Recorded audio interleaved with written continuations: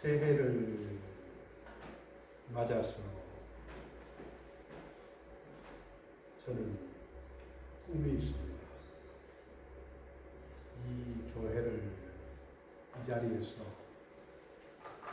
크게 부흥을 시켜야 되겠다는 꿈인데 지금까지 그 밑바탕을 이렇게 다져왔고 우리의 신앙이 자라야 새로운 성도들을 품을 수가 있습니다. 그리고 또 꽃을 피우고 열매를 맺기 위해서는 우리가 먼저 그릇이 돼야 됩니다. 내 자신부터 이덕연 목사부터 그릇이 돼야 하나님이 꽃을 피우게 하고 열매를 맺어주십니다. 그래서 참 감사해요. 저는 교회는 작아도 우리 모든 성도님들이 서로 사랑으로 이렇게 교제하고 신앙생활을 하니까 참 감사해요.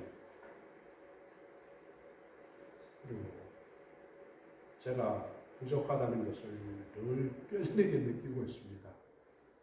내가 너무 부족하구나. 그래서 새해에는 내가 정말로 하나님께 기도하고 말씀 안에 서서 교회가 든든히 세워져 나가는 그러한 은혜가 있어야 되겠다. 그리고 또 잘 안 되는 게 감사해요. 잘 되면은 우리가 잘나서 잘 되는 줄 알거든요. 그런데 정말 열심히 하고 하나님 안에서 인간적인 열심이 아니고 예수 그리스도 안에서 신앙 안에서 우리가 기도와 말씀 가운데서 참 열심히 심고 해서 거두어지지 않는 것은 감사해요. 우리가 신앙 안에서 예수 그리스도 안에서 열심히 하지 않고 잘 되면요, 그 망하는 길입니다. 돈도 잘 벌고 세상 일이 잘 되고 하면은 그거 망하는 길입니다. 그런데 열심히 기도하고 신앙생활 잘 하는데도 잘 안 되면 축복입니다. 그래서 고난은 변장된 축복이라고 하나님께서 늘 그렇게 이야기를 하시는데 잘 안 되는 게 그게 은혜입니다. 하나님은 힘이 없거든요. 그래서 내가 잘 열심히 안 하고 잘 되면은 그것은 축복이 아니고 망하는 길입니다. 열심히 하는데도 잘 안 되면은 하나님께서 부어주시면 영적인 축복이 엄청나게 큽니다. 우리가 이 세상에 육적인 복을 받으려고 하면은 안 됩니다. 육적인 복은 뭐냐 하면은 세상에 돈 많이 벌고 권력 가지고 명예 가지고 편하게 살고 이것을 추구하는 게 신앙생활이 아닙니다. 우리는 영적인 축복을 받아야 됩니다. 영적인 축복 가운데서 가장 중요한 것은 뭐냐면은 내 안에 하나님께서 함께 계셔서 동행하는 삶입니다. 하나님이 내 안에 계신다고 해서 내가 하늘을 날아다니고 기적을 일으키고 그게 아니고요. 하나님이 내 안에 계시면 예수 그리스도의 마음을 품고 살아갈 수가 있습니다. 오늘 본문의 말씀은 그리스도인들이 어떻게 생활을 해야 되는가를 바울이 이야기해 줍니다. 바울은 이 로마 교회의 1장부터 11장까지를 우리가 어떻게 하나님께 구원을 받고 과거에 우리가 어떤 비참한 삶을 살았는데 하나님의 은혜로 하나님의 자녀가 되었다. 이것을 상세히 설명을 했습니다. 유대인들의 예를 들고 이방인들의 예를 들고 율법과 은혜를 이야기를 하면서 우리가 과거에 저는 그렇습니다. 제가 구원받기 전의 삶은 비참 정말로 죽지 못해서 살았던 이 세상에 소망이 아무것도 없었던 그냥 생명이 있기 때문에 어쩔 수 없이 살았던 그런 사람이었는데 예수를 믿고 난 뒤에 삶이 바뀌거든요. 생각부터 시작해서 영혼과 육이 다 바뀌었습니다. 전인적인 구원을 받았습니다. 그러면은 이렇게 하나님 은혜로 구원을 받았다면은 이제 12장 1절에서부터 시작하는 게 어떻게 살아야 되는가? 이 세상을 어떻게 살아야 되는가? 그것을 설명합니다. 그러면은 성경은 그래요. 항상 이렇게 삶을 이야기할 때도 보면은 중요한 순서대로 이야기를 합니다. 오늘 1, 2절도 12장부터 16장까지의 가장 기본적인 근본적인 삶을 어떻게 살아야 되는가를 밑바탕을 깔고 있습니다. 그러니까 이 밑바탕은 참으로 우리에게 중요합니다. 그것이 뭐냐 하면은 형제들아 라고 이렇게 부릅니다. 형제들아. 육신의 피를 나눈 사람을 우리가 형제 자매라고 이야기하거든요. 그런데 우리는 육신의 피가 아니고 부모님의 피가 아니고 예수님의 피. 부모님의 피보다도 더 중요한 게 뭐냐면은 예수님의 피입니다. 예수님의 피를 가지고 나눈 사람들이 믿음의 형제들입니다. 그래서 예수님께서도 야고보나 자기의 동생들이 엄마가 자기를 찾아왔을 때도 엄마와 형제들이 왔다니까 하는 말이 내 형제는 여기 있다. 육신의 형제도 형제지만은 믿음의 형제가 더 중요하다라고 이야기를 했습니다. 그러나 우리가 믿는 형제 자매들이 육신의 형제 자매들을 업신여겨서는 안 됩니다. 물론 그들도 사랑하고 돌봐야 됩니다. 그래서 형제들아 라고 이렇게 이야기를 합니다. 그리고 이 형제들이 어떻게 살아가야 될 것을 15절 16절을 보면 이렇게 이야기합니다. 15절 16절 즐거워하는 자들과 함께 즐거워하고 우는 자들과 함께 울어라. 우리가 믿음의 형제들이 교회 생활을 할 때 이렇게 하라는 거예요. 서로 마음을 같이 하며 높은 데 마음을 두지 말고 교만하지 말라는 겁니다.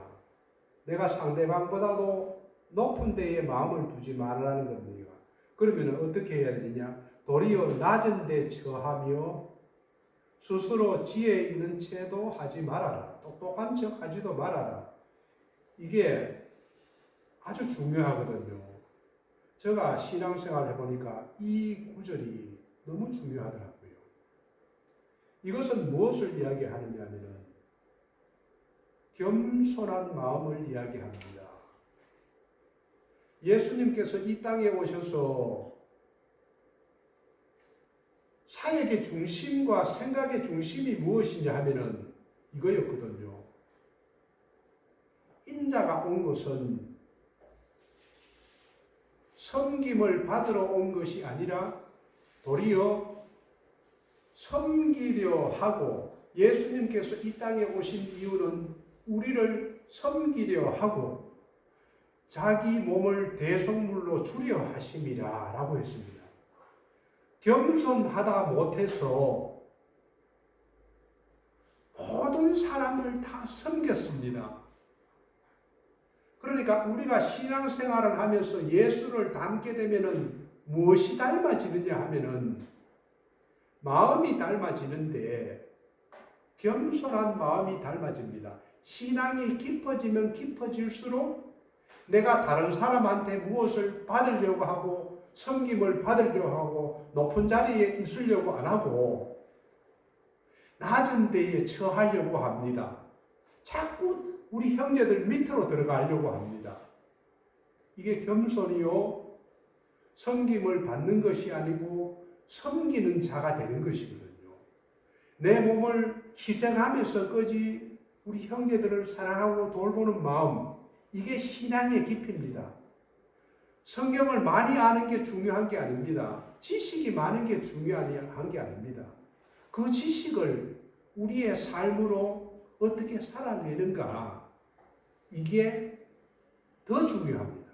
가장 중요합니다.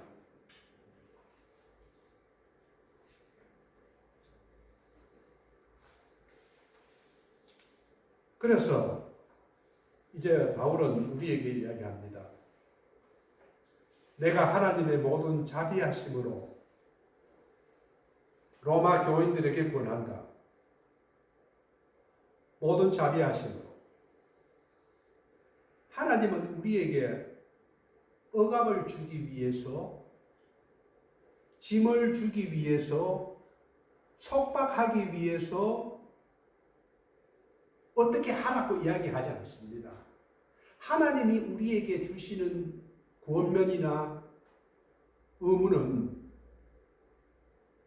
우리가 그렇게 살 때에 진정한 복을 누릴 수 있기 때문에 우리에게 주시는 말씀이에요. 그래서 모든 자비하심으로 너희를 권한다, 명한다.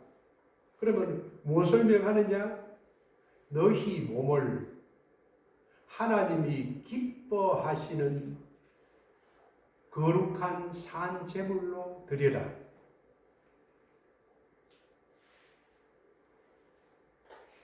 여기서 우리의 몸은 우리의 육신을 말하면서 우리 육신 안에 있는 마음과 영, 혼 전체를 말합니다.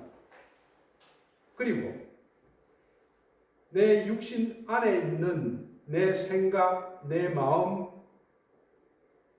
하나님이 주신, 나에게 주신 건강, 하나님이 나에게 주신 재물, 하나님이 나에게 주신 달란트, 이 모든 것을 가지고 구약의 이스라엘 백성들이 짐승을 잡아서 하나님께 제물로 바쳤듯이 내가 가진 모든 것을 가지고 하나님께 바치라는 거예요. 왜 그렇게 이야기를 하느냐 하면은 하나님은 우리를 구원하기 위해서 자기의 아들을 십자가에 달려서 죽게 하고 우리를 속전, 돈을 주고 산 거예요. 예수라는 자기 아들을 십자가에 달려서 죽게 하고 우리를 구원시켰어요. 공짜가 아닙니다. 예수님의 생명을 주고 우리를 자기의 자녀로 삼았어요. 예수님과 우리를 바꾼 거예요. 예수님의 목숨과. 그러니까 우리는 우리의 것이 아니고 하나님의 것입니다. 자꾸 내가 내 거야. 내 몸도 내 거야. 내 재물도 내 거야. 내 자녀도 내 거야. 내 능력도 내 거야. 이렇게 하면 안 됩니다. 내 게 아니고 하나님의 것이다. 그래서 너희가 구원을 받은 게 맞다면은, 하나님의 은혜로 구원을 받았다면은, 이제는 너희는 하나님이 기뻐하시는 살아있는 제물로 너희의 모든 것을 하나님께 드리라는 거예요. 이것이 신앙의 아주 기본입니다. 지금까지 1장부터 11장까지 구원에 대해서 이야기를 하고, 그 다음에 삶의 이야기를 하는데, 삶에서 가장 근본적으로 우리가 해야 될 것들이 산제물로 하나님께 드리라는 거예요.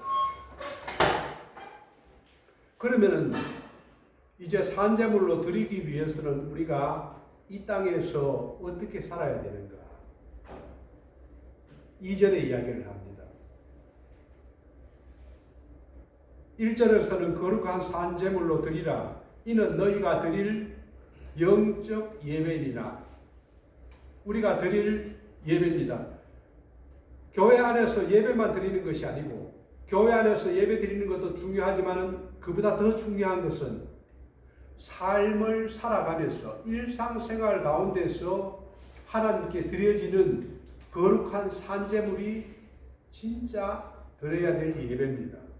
그러면 그 일상생활에서 드리는 예배가 어떻게 드려야 됩니까? 2절을 보십시오. 2절 첫 번째로 첫 구절에서 하시는 말씀이,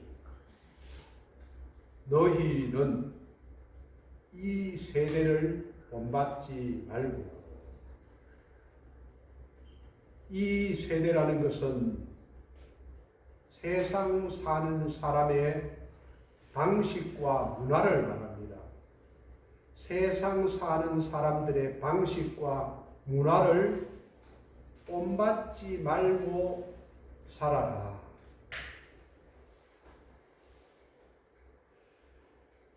이 세상은요, 우리를 세상 사는 사람들하고 똑같게 살려고 끌어당깁니다. 세상은 그리스도인을 가만히 두지 않습니다. 세상은 자기에게 속한 자가 되게 하기 위해서 그리스도인들을 미혹하고 유혹하고, 미혹하다가 유혹하다가 안 되면은 협박도 하고, 그래도 안 되면은 핍박하고 박해합니다. 왜 그리스도인들이 세상에 어려움을 당하고 무릇 경건하게 살고자 하는 자는 핍박을 받으리라고 했습니까? 세상과 그리스도인들은 다르기 때문에.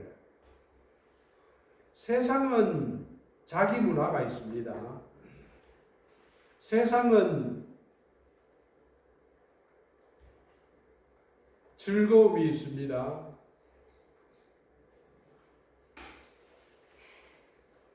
세상은 우리를 세상 문화에 동조하도록 끌어들입니다.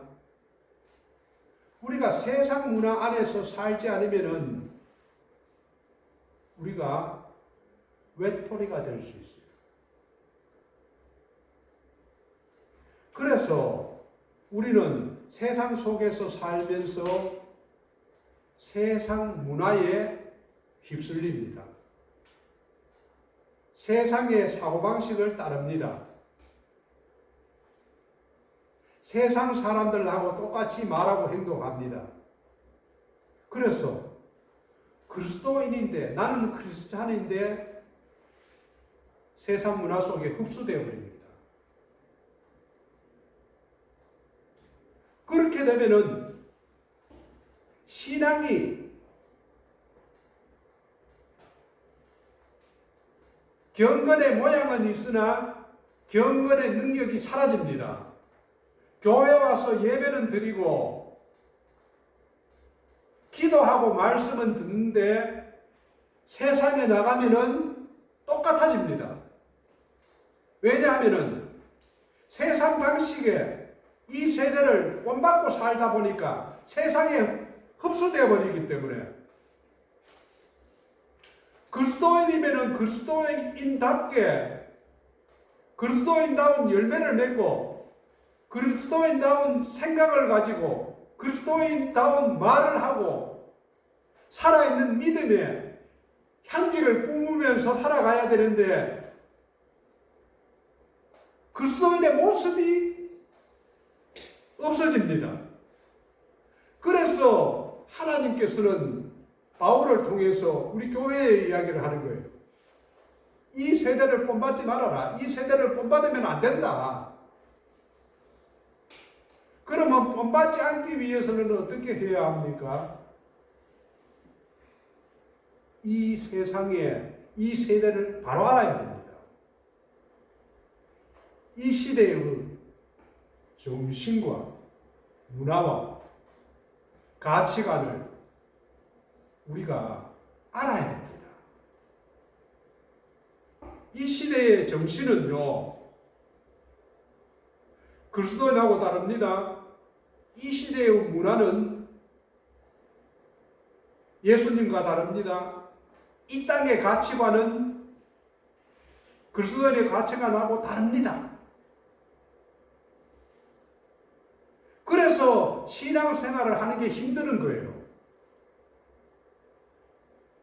우리 믿지 않는 사람들하고 같이 앉아서 대화를 해보면은 다릅니다. 생각이 다르고 정신이 다르고 가치관이 다르고 문화가 다릅니다.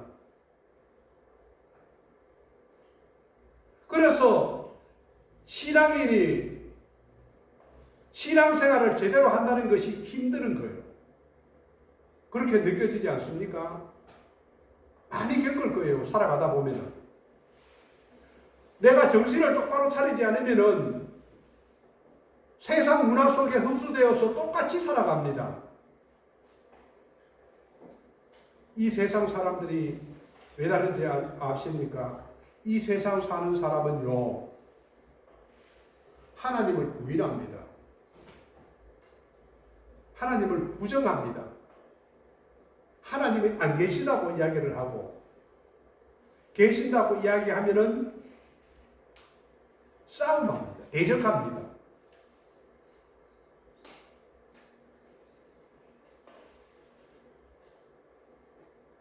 세상의 문화는 인간 자기 자신을 위해서 존재합니다. 무엇이든지 자기가 최고입니다. 이 세상 문화는 자기가 만족하면 됩니다. 무엇이든지 자기 우선이고 자기가 최고이고 자기가 신입니다.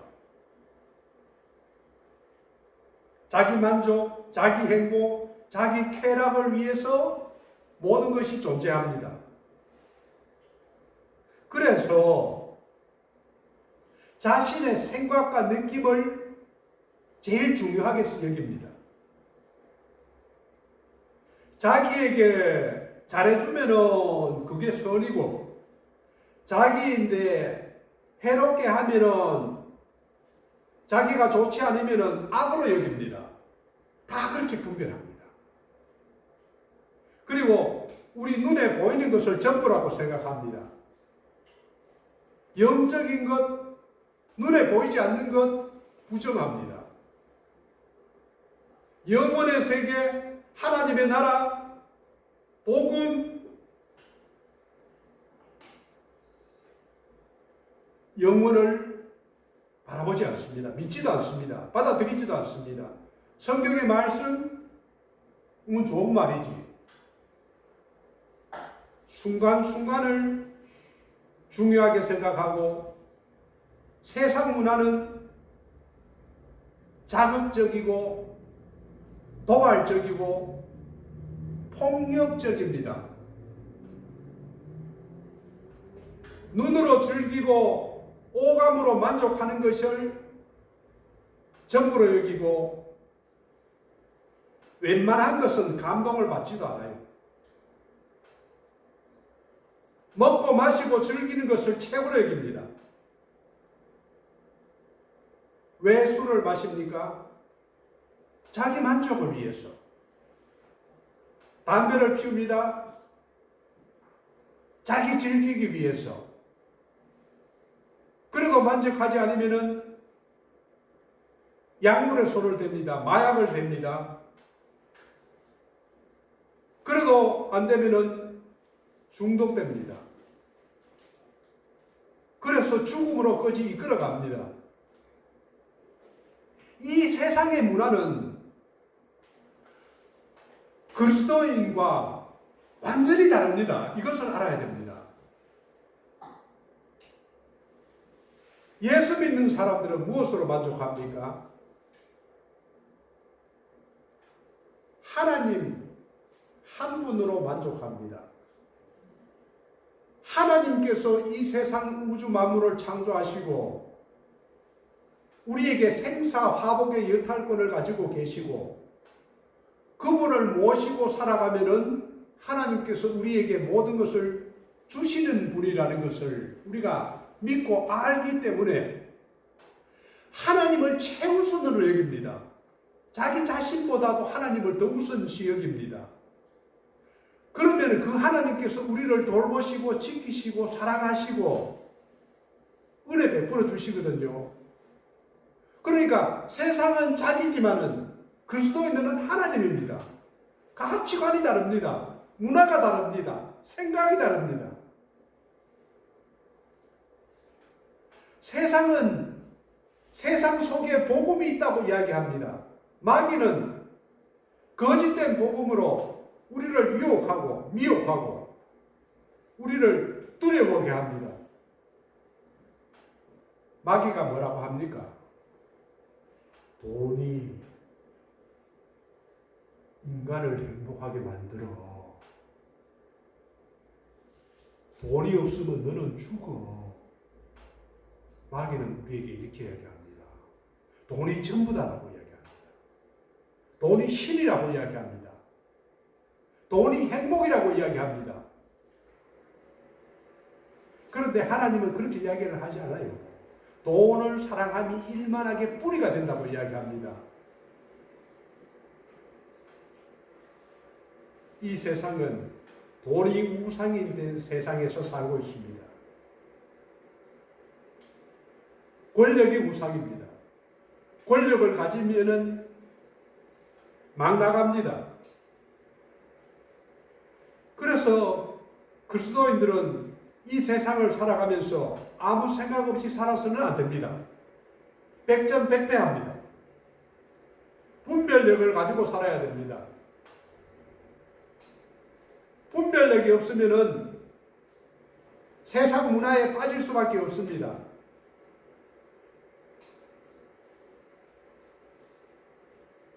우리는 세상을 알아야 되고 정확하게 보아야 합니다. 세상에 살아가면서 우리는 세상이 불편하다는 것을 우리가 느껴야 됩니다. 세상이 어렵구나. 세상을 살아가는 게 힘드는구나. 그렇다고 우리가 세상을 떠날 수는 없거든요. 떠날 수 없으면 어떻게 해야 됩니까? 우리가 그 속으로 들어가지 않으면 그 사람들이 우리 속에 들어오도록 해야 됩니다. 이것이 복음입니다. 복음으로 우리가 세상의 빛이 되어야 되고 세상의 소금이 되어야 됩니다. 그렇게 살려면은 용기가 필요합니다. 저도 직장 생활을 하면서 많이 겪었거든요. 30년 동안 경찰 생활을 했습니다. 술을 마시지 않으면은 어울리기가 힘듭니다. 노래방에 가지 않으면은 뒤에서 수수뚝뚝합니다. 여자들인데 가지 않으면은 왕따시킵니다. 용기가 필요합니다. 거짓말 거짓말을 밥 먹듯이 하고 살아갑니다. 부정부패가 없다고요? 부정부패가 없는 데가 없습니다. 다 속입니다. 그래서 용기가 필요하고 각오를 해야 됩니다. 소외될 각오. 그러면서 우리 다니엘을 한번 보십시오. 구약의 다니엘은 바벨론의 포로였습니다. 이 바벨론은 유화 정책을 쓰면서 자기 나라의 문화에 맞게끔 사람을 고쳐서 사람을 등용해서 총리도 시키고 관직을 주었습니다. 그래서 바벨론 왕은 똑똑한 사람들을 뽑아서 왕의 음식과 진미, 포도주를 주면서 여러 가지 특혜를 주었습니다. 왕실에서 살 수 있도록. 그런데 이 다니엘 세 친구는 왕의 음식, 포도주, 진미 이것을 거부했습니다. 왜냐하면은 바벨론의 그 문화를 받아들이게 되면은 자기들이 더러워질 것을 알고 결국에는 이 다니엘 이름을 새 친구의 이름도 바꾸게 되거든요. 그리고 나중에는 바벨론 왕이 우상을 만들고 거기에 절하지 않으면 죽이겠다고 합니다.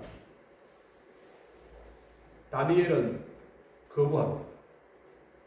결국은 불 속에 던져지게 됩니다. 그런데 그 불 속에서 머리카락 하나 타지 않고 걸어 나오게 됩니다.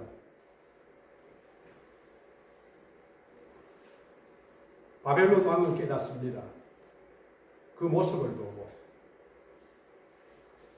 내가 다니엘을 보니까 그리고 다니엘의 그 세 친구를 보니까 하나님이 살아계시는 게 맞다. 그래서 다니엘서 6장 26절 27절을 보면은 이렇게 이야기합니다. 내가 이제 조소를 내리노라. 내 나라 관할 아래에 있는 사람들은 다 다니엘의 하나님 앞에서 떨며 두려워할지라. 뭐랍니까? 그는 살아계시는 하나님이시다. 다니엘의 하나님은 살아계시는 하나님이시다. 영원히 변하지 않으실 이시며 그의 나라는 멸망하지 아니할 것이요 그의 권세는 무궁할 것이며 그는 구원도 하시며 건져내기도 하시며 하늘에서든지 땅에서든지 이적과 기사를 행하시는 이로써 다니엘을 구원하여 사자의 입에서 벗어나게 하셨음이라 하였더라. 다니엘이 하나님을 믿고 진미를 거부하고 우상을 섬기지 아니하고 목숨을 걸고 믿음을 지켰을 때에 하나님께서는 함께 하셨거든요. 우리도 마찬가지입니다. 이 세대를 본받지 않고 우리가 거룩한 산제물로 드릴 때에 하나님께서 우리를 구별되게 하고 하나님께서 함께 하심을 체험하게 됩니다. 우리는 이 세상에서 떠날 수는 없습니다. 더불어 살아갑니다. 그런데 우리가 구별되지 않게 살아가면은 자기 자신도 모르게 조금씩 세상 문화에 빠져들어갑니다. 이쯤이야. 술 한잔 하지. 그래, 이쯤이야. 한 잔 정도야 안 괜찮다. 한 대 피지. 술집에 가자. 그래, 노래방, 오락, 도박, 한 번만 하지. 문제입니다. 조금 하다가 닮아가요. 우리는 세상 속에서 살면서 거절해야 될 것은 거절해야 됩니다. 자를 것은 잘라야 됩니다. 냉정하게. 나 하나님 믿는 사람이야. 나 그리스도인이야. 나 그거 못해. 할 수 없어.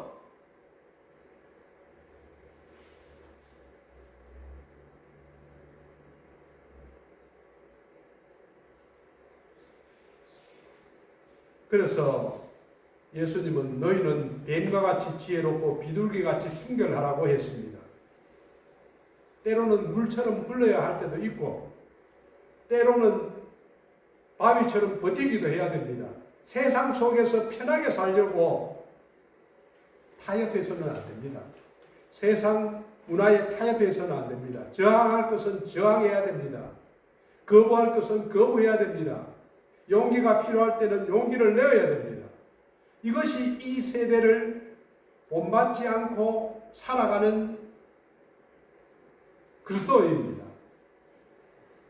그리고 두 번째는 2절에 보면은 오직 마음을 새롭게 함으로 변화를 받아. 이 세대를 살아가려면은 항상 우리는 변화되어야 됩니다. 예수 믿는 사람은 복음은 사람을 변화시킵니다. 변화되지 않는다면은 병이 든 겁니다. 항상 변화되어야 됩니다. 어떻게 변화됩니까? 마음을 새롭게 함으로 변화를. 마음을 새롭게 하면은 변화를 받습니다.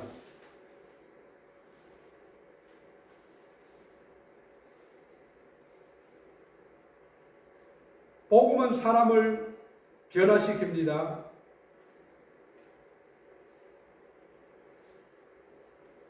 누가복음 19장에 보면 삭개오가 나옵니다. 삭개오는 세리장이요 부자였습니다. 그는 돈을 좋아했습니다. 그래서 돈을 쫓아서 살았습니다. 예수님을 만나고 나서 삭개오는 새로워집니다. 그리고 주님께 이야기합니다. 주여 보시옵소서. 내 소유의 절반을 가난한 자들에게 주겠사오며 누구의 것을 속여 빼앗은 일이 있으면은 네 갑절이나 갚겠나이다. 예수를 만나면은 복음을 받아들이면은 사람이 변화됩니다. 생각이 달라집니다. 가치관이 달라집니다. 세계관이 달라집니다. 사도 바울도 다메섹에서 예수를 만나고 바뀝니다. 어떻게 바뀌느냐 하면은 빌립보서 3장 7절에서 8절 말씀, 자기 신앙을 고백하는 거예요. 바울이 예수님을 만나고. 한번 같이 읽어보겠습니다. 시작. 무엇이든지 내게 이익하는 것을 내가 그리스도를 위하여 다 해로이리라. 또한 모든 것을 너희에게는 내 주 그리스도 예수를 아는 지식이 가장 고상하기 때문이라. 내가 그를 위하여 모든 것을 잃어버리고 내세울 너희에게는 그리스도를 얻고 그 안에서 발견되려 함이니라고 합니다. 예수를 가지면은 모든 것을 다 가집니다. 세상을 좋아해가지고 세상 것을 탐내면은요, 세상 것도 잃고 하나님 것도 잃습니다. 세상 것을 버리고 예수를 붙잡으면은 예수님께서 우리의 필요한 모든 것을 채워주십니다. 그래서 마음을 새롭게 함으로 변화를 받으라고 합니다.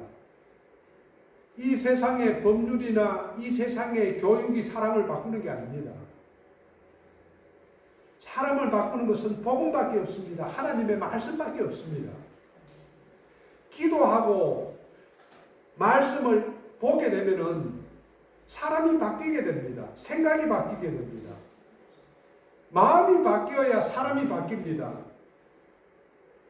아무리 자기 자신을 바꾸려 해도 변화 안 되는 사람이 있어요. 어떻게 바뀝니까?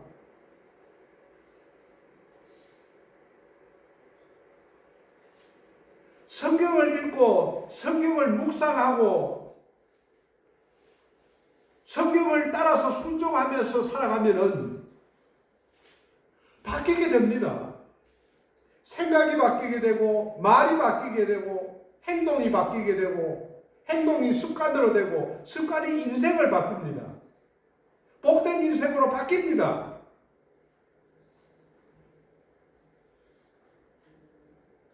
하나님은요, 사람을 쓸 때에 자기가 똑똑하다는 사람 절대로 안 씁니다. 자기가 바보다. 나는 아무것도 못해. 예수님을 만나고 복음을 만나면 그렇게 이야기하거든요. 자기가 바보라는 걸 알아요. 왜냐하면 하나님의 말씀이 진리가 내 앞에 다가오면은 자기가 누군가를 깨닫습니다. 아, 내가 죄인이구나. 내가 아무것도 아는 게 없구나. 어리석은 사람이구나. 진짜 연약하구나. 바늘 하나 찔러도 꼼짝도 못하는구나. 생명이 아무것도 아니구나. 이것을 깨닫습니다. 그래서 고린도전서 1장 27에서 29절 말씀을 보면은 이렇게 이야기합니다. 하나님께서 세상에 미련한 것들을 택하사 지혜 있는 자들을 부끄럽게 하려 하시고 세상에 약한 것들을 택하사 강한 것들을 부끄럽게 하려 하시며 하나님께서 세상에 천한 것들과 멸시받는 것들과 없는 것들을 택하사 있는 것들을 폐하려 하시나니 이는 아무 육체도 하나님 앞에서 자랑하지 못하게 하려 하심이라. 믿으십니까? 내가 약한 건 괜찮습니다. 내가 미련해도 괜찮습니다. 내가 어리석어도 괜찮습니다. 내가 천하고 내가 멸시받아도 괜찮습니다. 예수를 만나면 예수님께서 바꾸십니다. 저도 그렇게 바뀌었거든요. 그런데 예수를 믿으면 믿을수록 더욱더 내가 어리석은 걸 깨닫고 내가 약한 것을 깨닫게 되고 내가 무능력하다는 것을 깨닫습니다. 그래서 쫙 날마다 죽을 수밖에 없어요. 나는 죽고 예수님만이 내 안에 가득 차기를, 예수님의 능력이 임하기를, 예수님의 사랑이 임하기를, 예수님의 마음이 내 안에 임하기를, 그렇게 되어지는 것입니다. 우리는 세상에 출세하고 성공하는 것보다도 하나님이 함께 하심을 우리는 원해야 됩니다. 돈을, 출세를, 성공을 원하면 안 됩니다. 그것이 삶의 목적이어서는 안 됩니다. 오직 목적은 하나님 한 분이 목적이어야 됩니다. 창세기에서 요셉을 보면 그렇게 이야기합니다. 창세기 39장 2절 3절 말씀을 보면은 여호와께서 요셉과 함께 하심으로 그가 형통한 자가 되어 함께 하는 것이 중요합니다. 하나님이 나와 함께 하심.